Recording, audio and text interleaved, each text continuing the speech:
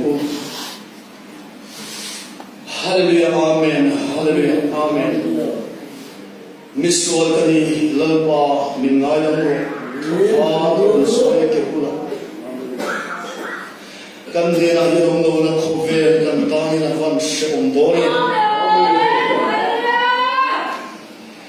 Tiyan rope tiyan limine kan sa punse kan timuak kusi. Dam sore ote lindale nom kan uwa wangi lalpa. Kan mo tiyan sele kan va vai siya. Itaw yan ni kapale mo kanong telo lai. Mamalawan may si kovera ang asan siya. Sune parang may tuganong san siya. Ekan buwasin ng rami ng pakan kung natulang may lain kovera kung kang mamslim. Kan suwan nilang matubagan ang soy ka mo.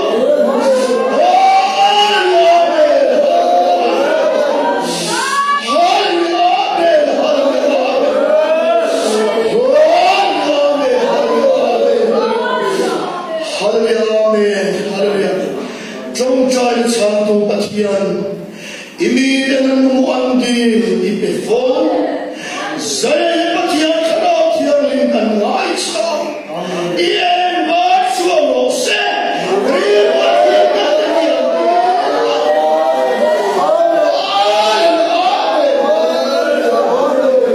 soy iyan singal punta de mucho como soy por so we will border on the room and the room sinero. Hallelujah, amen, hallelujah, amen.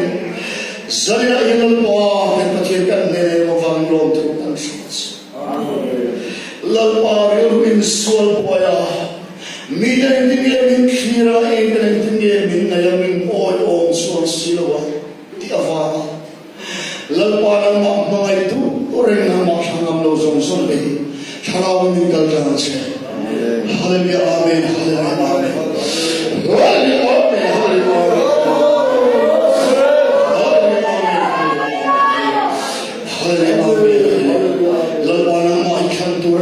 Friends wa nang makan kan lo wa nang makan sa kuya wa Christian lo India la pa na information so po la pa ari ko si senso ite